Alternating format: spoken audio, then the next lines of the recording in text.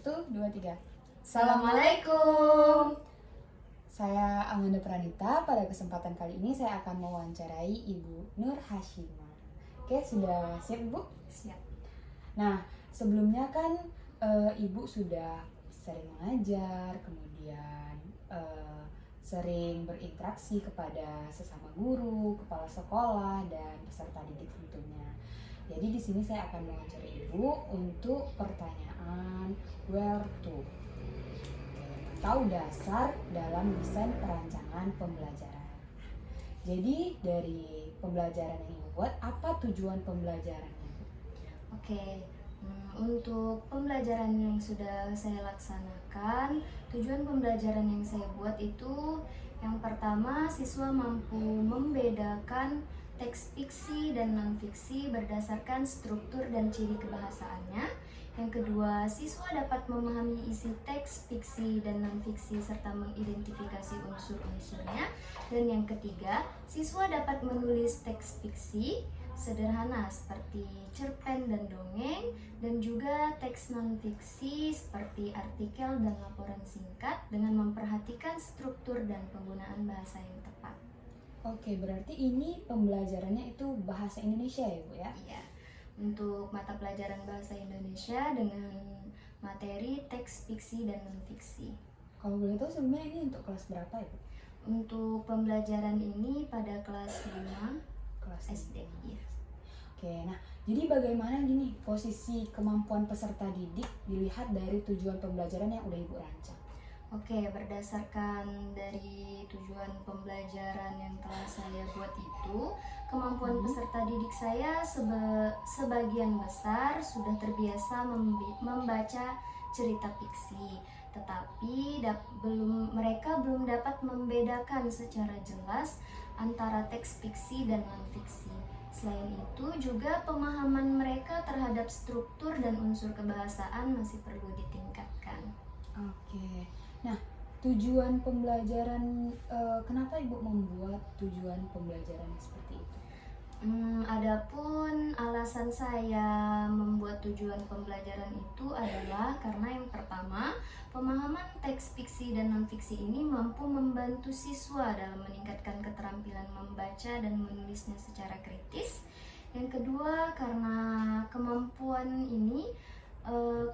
siswa dalam membedakan teks fiksi dan non-fiksi ini mampu membantu siswa dalam memahami informasi yang untuk lebih baik.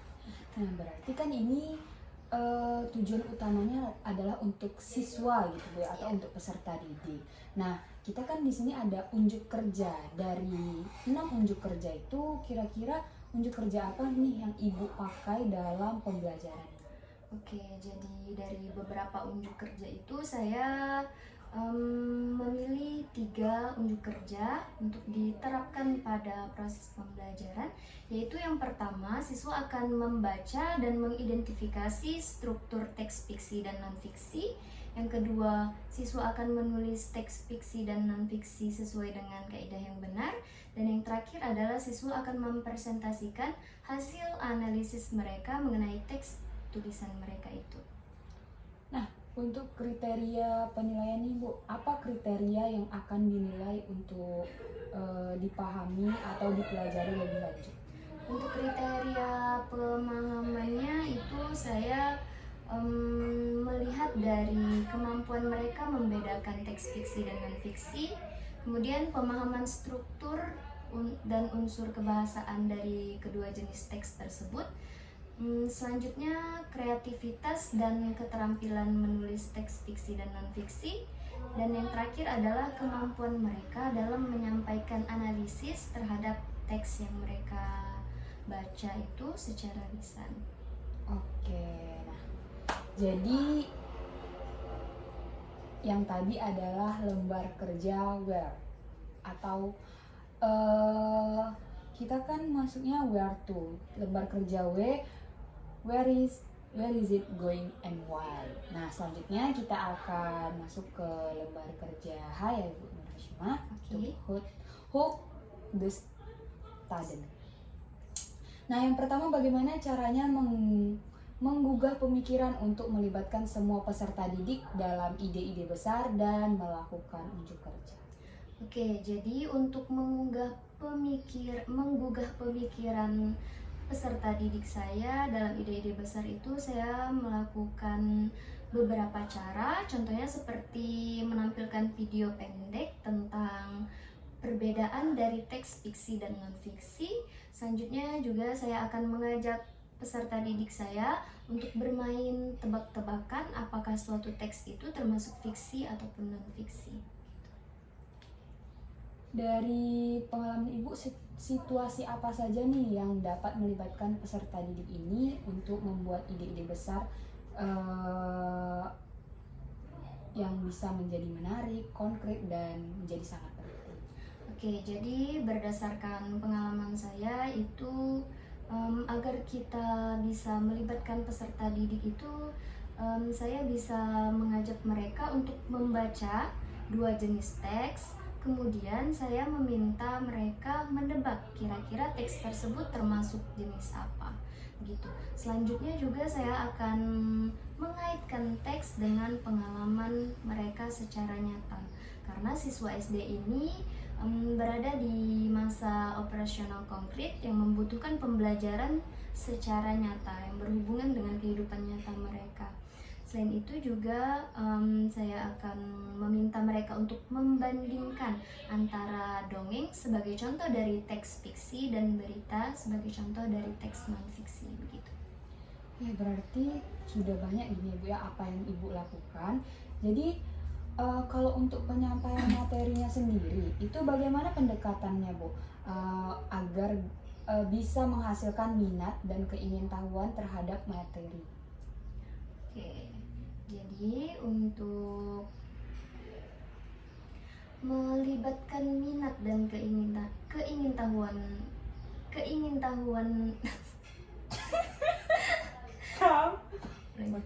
Oke, jadi untuk menghasilkan minat dan keingintahuan siswa lain perasaan aku ingin tahuan.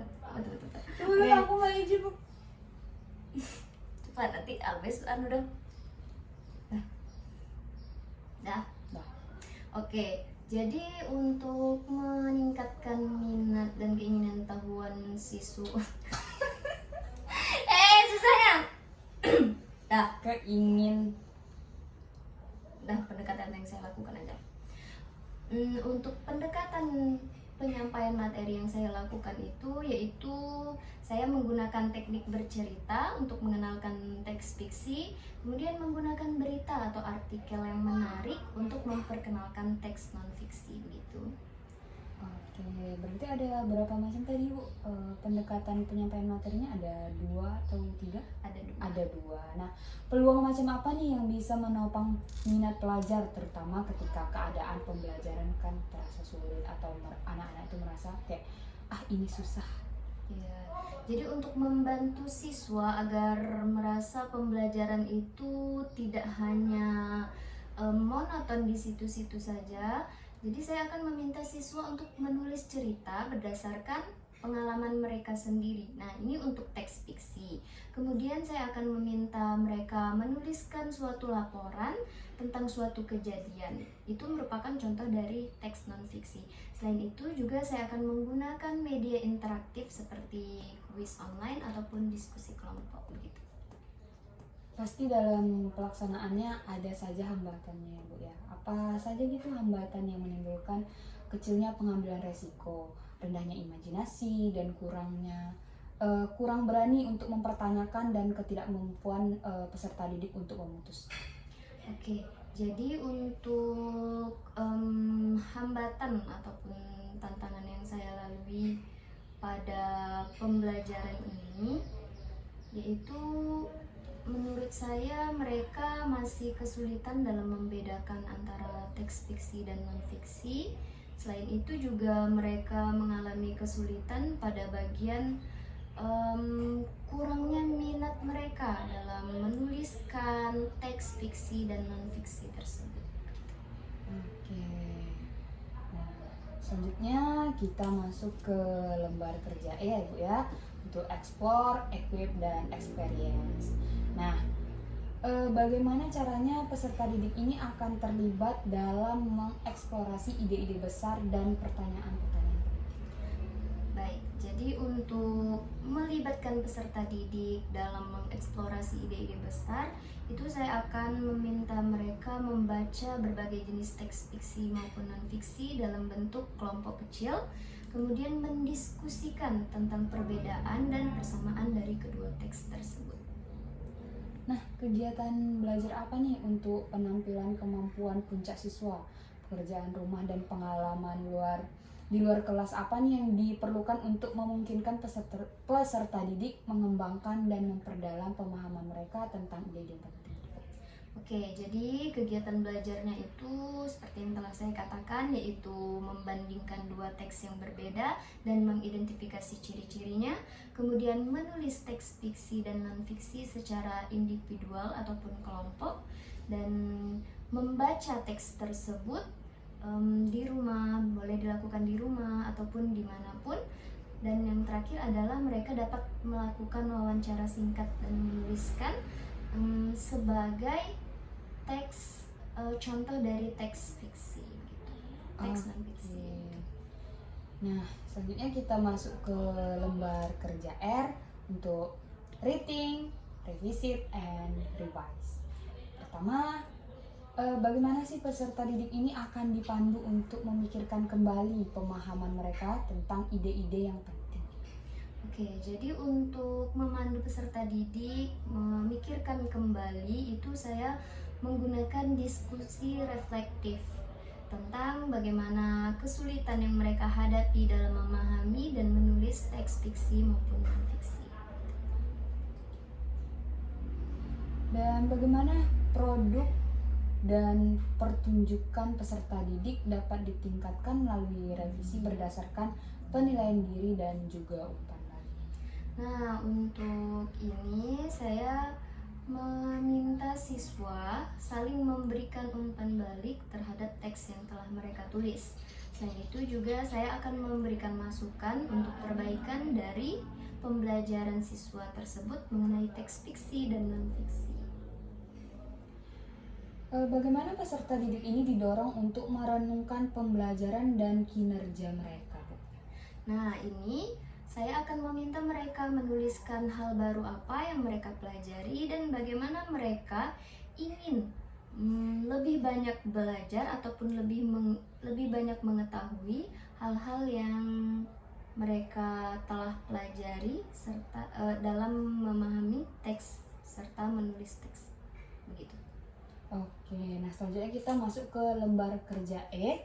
Lembar kerja E tentang exhibit dan evaluasi. Nah, bagaimana caranya peserta didik ini dibimbing dalam penilaian diri, evaluasi diri, dan juga penyesuaian? Oke, jadi untuk membimbing peserta didik dalam penilaian diri, evaluasi, dan penyesuaian itu, saya meminta mereka mengisi lembar refleksi tentang kekuatan dan kelemahan mereka dalam memahami serta menulis teks fiksi dan non-fiksi. Dari situ saya akan mengetahui seperti apa peserta didik ini mempelajari teks tersebut dan bagaimana mereka meluahkan pemahaman mereka tentang penilaian dari diri mereka sendiri. Peserta didik kan pastinya banyak terlibat ya Bu ya. Jadi bagaimana peserta didik ini terlibat dalam evaluasi di akhir juga untuk mengidentifikasi diri, menetapkan tujuan masa depan, dan memiliki semangat belajarnya? Jadi saya dan peserta didik akan menetapkan tujuan berikutnya dalam meningkatkan keterampilan membaca dan menulis. Contohnya ketika mereka pada pembelajaran yang akan datang ingin mempelajari teks fiksi maupun non-fiksi ini dengan cara yang lain, dengan cara yang berbeda. Nah, di situ saya akan memberikan mereka kesempatan untuk menyampaikan pendapatnya dan menetapkan tujuan berikutnya. Dan bagaimana peserta didik ini akan dibantu untuk melihat apa yang telah mereka pelajari dan apa yang membutuhkan untuk penyempurnaan lebih lanjut, atau bisa kita di akhir pembelajaran itu apa namanya? Refleksi apa yang diberikan? Iya, setelah refleksi kemudian ada tindak lanjutnya gitu, Bu.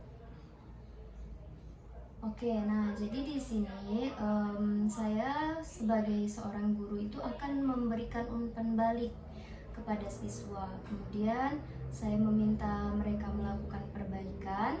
Setelah mereka melakukan perbaikan, saya lihat kembali apabila masih ada yang kurang, saya akan memberi saran perbaikan. Nah, jika sudah selesai maka kita akan melanjutkan pembelajaran selanjutnya. Oke, nah selanjutnya kita masuk ke lembar kerja T, Sailor to Student. Nah, yang pertama bagaimana mengakomodasi berbagai kebutuhan perkembangan gaya belajar, pengetahuan sebelumnya, dan minat peserta didik. Oke, dikarenakan peserta didik itu memiliki karakteristik yang berbeda, maka sebagai seorang guru pun saya hendaknya memberikan yang terbaik bagi peserta didik dalam pembelajaran.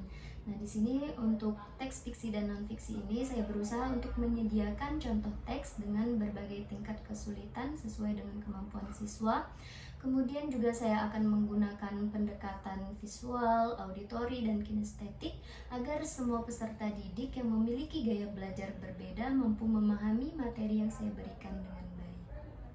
Oke, nah yang selanjutnya bagaimana cara menyesuaikan rencana pembelajaran nih Bu apabila ada perubahan kondisi, tentunya kan di lapangan antara yang kita sudah rencanakan dan di lapangan itu kan berbeda. Nah, bagaimana cara menyesuaikan rencana pembelajaran tersebut untuk memaksimalkan keterlibatan dan efektivitas pembelajaran?